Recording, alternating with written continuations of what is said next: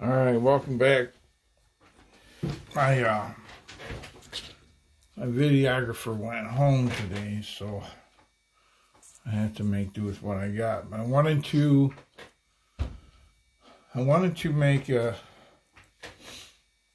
video about some deer hunting tactics. Start making some videos about deer hunting tactics. Hunter numbers are way down. They're way down this year. They were down last year. There's a complete baiting ban in the entire lower peninsula of Michigan. And it seems like a lot of people don't know how to deer hunt without bait. So, and I personally, I don't use it. There's problems with it, and chief among those is that when you got bait, you get deer in there in the dark in the early morning hours, and you're gonna go into your ambush site, your blind, your stand, whatever you have. You kick them out, they're not coming back.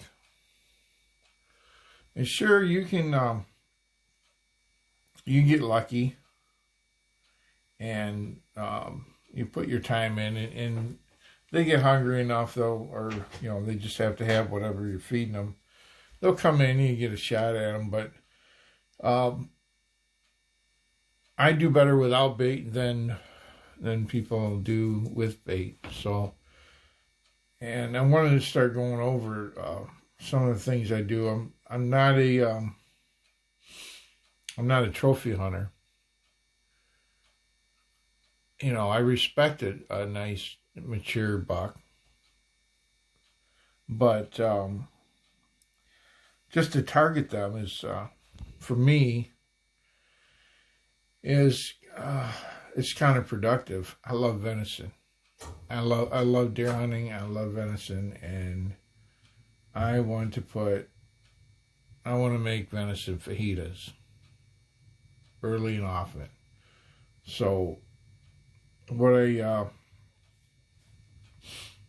do, and this is over a lot of years of observing these animals and hunting them, and what works, what doesn't work. So what I come up with, you have to think about each situation and break it down. And what I want to do is go over this particular one, what I set up, why I believe it worked the way it did, just to give an idea of how you might want to analyze your hunting situations.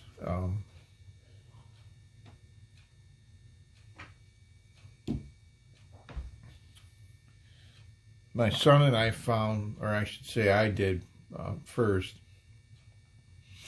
we found a doe bedding area on the edge of a swamp. So we have this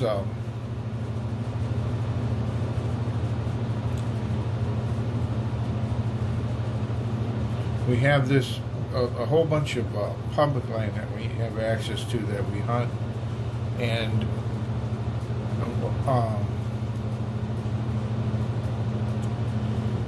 we can pattern the deer movements. If we can pattern their movements from feeding to bedding, and this is more of a big woods. It's not a homogeneous woods, but it's a big woods hunting scenario. There's no farmland here. There's no river bottoms. It's just the deer can go anywhere they want to go. They just happen to have certain traits, certain patterns they follow. And in this case, there are, where we hunt in Michigan, there's cedar swamps here and there, around the lakes, small lakes primarily. And the deer tend to like to bed in the cedar swamp. they get out of the wind, and they got thick cover in there. And then they'll go out into the higher ground where there's a lot of oaks and beech, and feed up there at night. So we have a scenario, and I'm going to kind of keep the lines simple, just so this doesn't turn into a scribble map. But what we have is a forest, like a Forest Service road that essentially runs up through all this property like this, and then there's another road that ties in and heads west, and this is north, by the way. Let's see if we can see them. Let's see if I can see these lines. So in November, during the firearm deer season, the prevailing wind is like out of the west, northwest.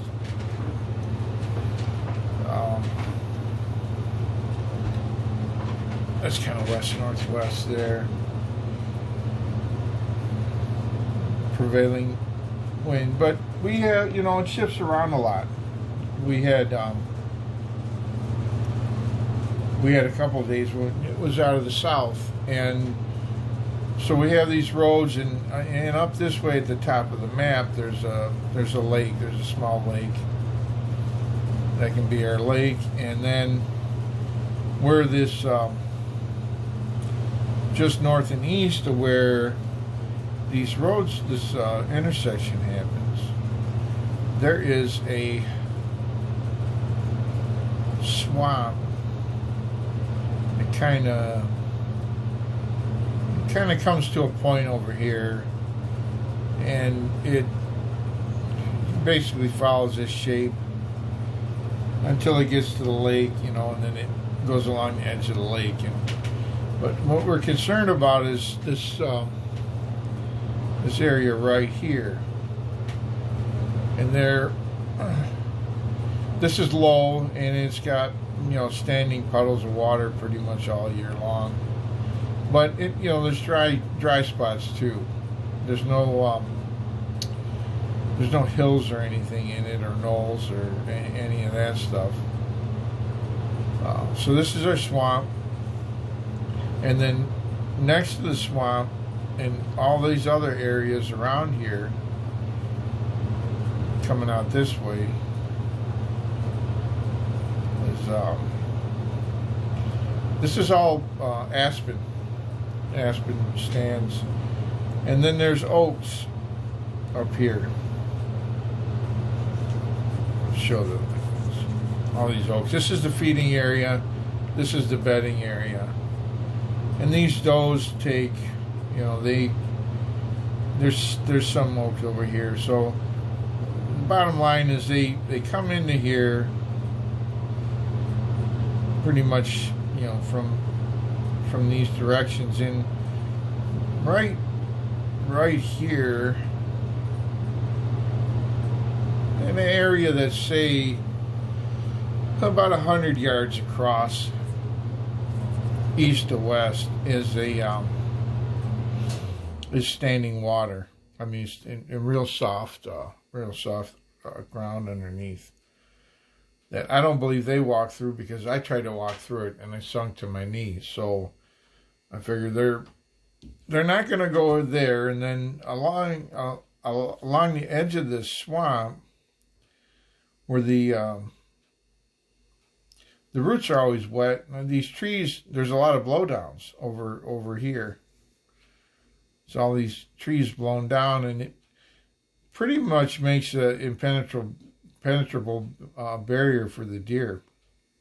I couldn't walk. I'd have to climb over it for a good, I don't know, say 150 yards, might be 200 yards out along this way.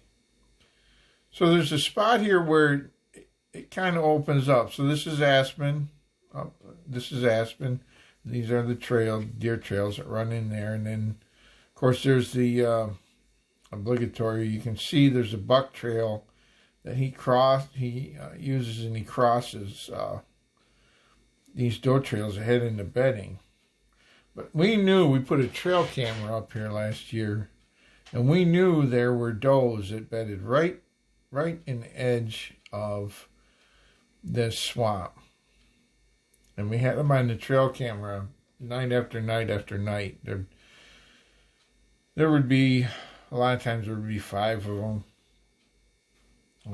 in one shot. I think there was actually more. But,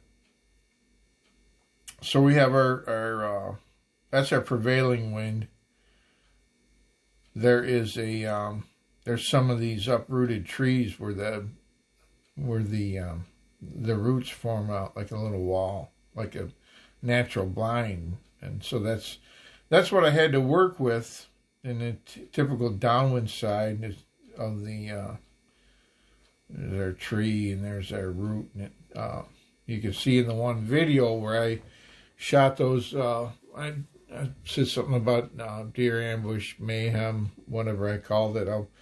I'll put that link to that video in the description. But so we know they're coming in the morning. This is a morning hunt only. If you tried to hunt this in the evening, these deer are going to be in here, and as you try to walk in, you're going to bust them out, and you're not going to see them. So, and with this wind blowing, your access to this place is pretty much up this road and in through the woods a little bit, and then you get around these, you get around all these deadfall and come in this way. So this is a morning hunt only. The deer are up here in the oaks feeding, and they're going to work their way back sometime after daylight, hopefully. And before daylight, you're going to walk in here and get downwind. Well, just so happened I had a south wind that day, so the wind was blowing. It was even better case. It was blowing this way. So the wind's blowing my scent that way. And I set up behind this upturned tree roots, watching this area from as far downwind as I could get, without, and still have a shot to where they bedded typically, which in there, believe it or not, was, you might have some potential for 50 yards between the trees. So I got in here in the morning, and I got back here, and I had my wind out of the west, and I knew these does would be coming in somewhere from this way. And I sat back here, and I forget what time it was, but I don't even think it was an hour after daylight. Bam, there they were. When I first saw them, because this root kind of blocked my view, when I first saw them, they were probably only 20 yards, 25 yards away. And what this doe seemed like she was doing was, she was going to go right past here. She was going to go right past this and kind of loop around and give this bedding area and check it out good before they come over here. They would come over here and they would lay down. Seemed like what they like to do, and then they had a good view, all directions. They had a good view. I should have said there's also a clump of deadfall. There's it's really rough in this swamp, so there's places they can't go, but there's also you can predict kind of where they'll go, what they'll do, and the wind. And they're going to be heading to this bedding area in the morning. And that's it. And so I got in there, and, the day I chose to hunt it, I got in there and I sat down, and it got light. And the rest is in the video. The shooting started, and I got two that morning from that group. And I'll probably even go back before this trip is over. I'm going to go back once to see if they're coming back to it again. But I wanted to show this this setup and how knowing where the bedding, knowing where the feeding is, knowing the wind, knowing their approach, how you can set this ambush up. And I don't have to sit there on bait and wait for hours and hours and hours. If I go through this area in winter, after season, you can do that. You could go through it and you can map out where are the bedding areas. You know, if you you're good with taking a doe. Well, you could also take a buck here. Like I said, this trail with a bunch of rubs on it and some scrapes crosses their trails, and you can see this from here. You can shoot to this trail from here. So the potential for a buck is also there. I just would expect him to be going, you know, left to right, right to left, this way, east, west, west to east. And the does be going this way, coming in this bedding area. But you could find their beds, map them out, figure out where they feed, and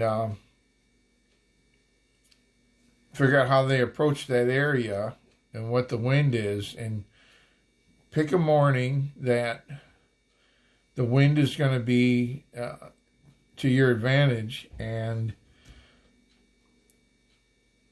get back from where you expect them to bed down.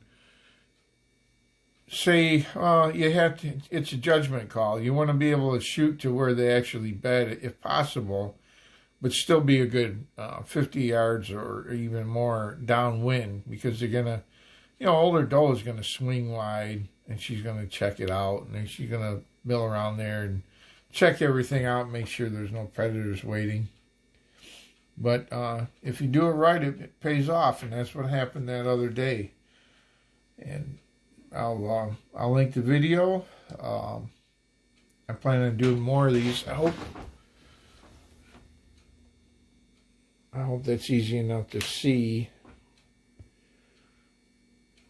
Hope that's easy enough to see what we got going on here. But that's it. I'll do more of these. I'll talk about the different setups I've done. Even things that come up on this trip. I might get a chance to make a video on and talk about it. And hopefully it helps you out and your success rate goes up, and you don't have to worry about whether or not the DNR wants you to put corn and sugar beets out for the deer. That's it. Thanks for stopping by.